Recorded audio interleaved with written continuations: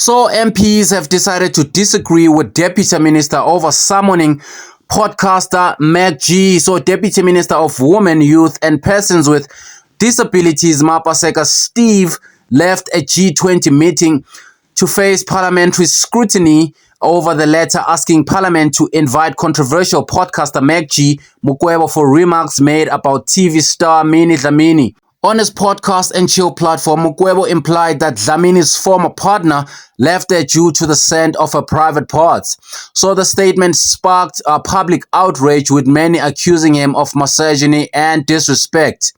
So Letsike told the Parliament on Tuesday that the issue was more than just a tasteless joke.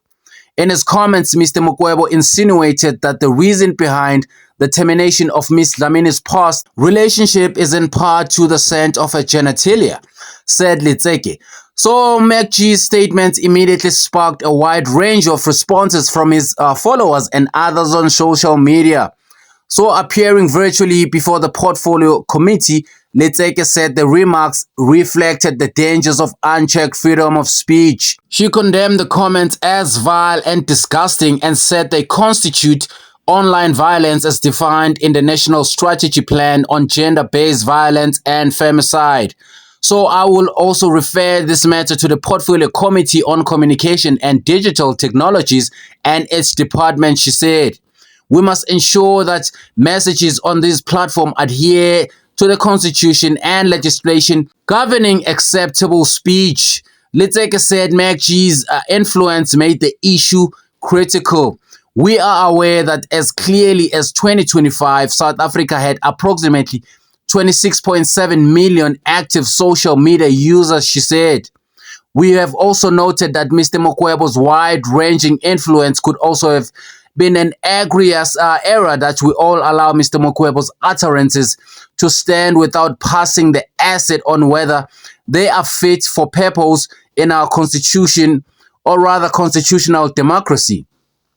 But committee chairperson Lizelle van der Merwe said the backlash has already damaged Parliament's reputation. They cannot believe that this portfolio committee has acceded to your request, said van der Merwe. We have already received a lot of negative backlash. She said it was important for the deputy minister to explain why Parliament should be involved.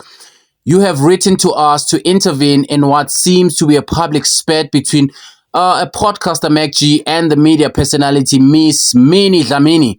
You seek our intervention, and you've also indicated that you want to refer this matter to the South African Human Rights Commission, she said. I too take a dim view of us being dragged into something without being able to express ourselves on your request.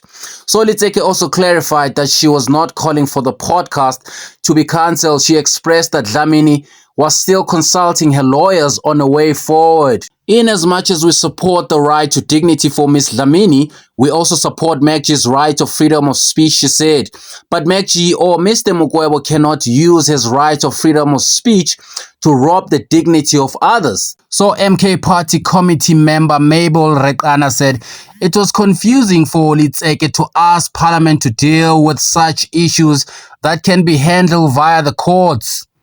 On one side, we must call Mukwevho, and on the other side, there will be proceedings in the court or whatever legal steps that were taken by Ms. Dlamini. You want us to intervene in something being handled on the other side? Really? I don't understand this, she said. So the opposition parties poured cold water on the suggestion. So DAMP Angel Kanyile said Parliament was not the right platform for this. I want to reiterate that we stand with Ms. Dlamini, said Kanyile. But at this point in time, we would be overreaching if we decide on this matter. So Action Essays Dr. Tsile Letsike said summoning MacG would be pointless. We've got no powers to censor that person, he said.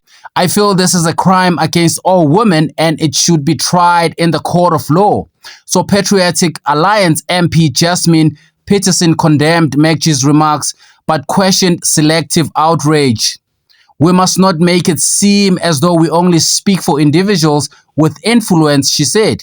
Correctively so, MacG needs to publicly apologize for the statement that he has made and for the woman that he had offended.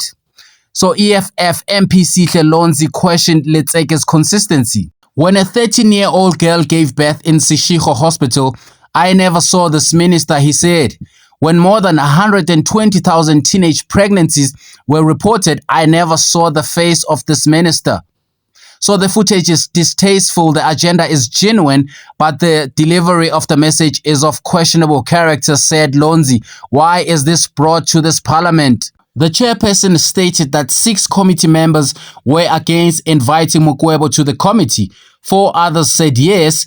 She said 1 MP asked for legal opinion before the final decision is taken. All of you have touched on this point, that if we do decide that it is our mandate to proceed with hearing one case of a cyberbullying, it would mean that this portfolio committee would have to extend that to every Tembi and every Lezel and every other person.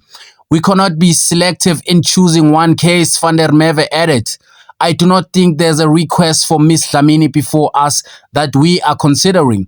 She has not laid any formal complaints with any bodies, nor has she approached this portfolio committee.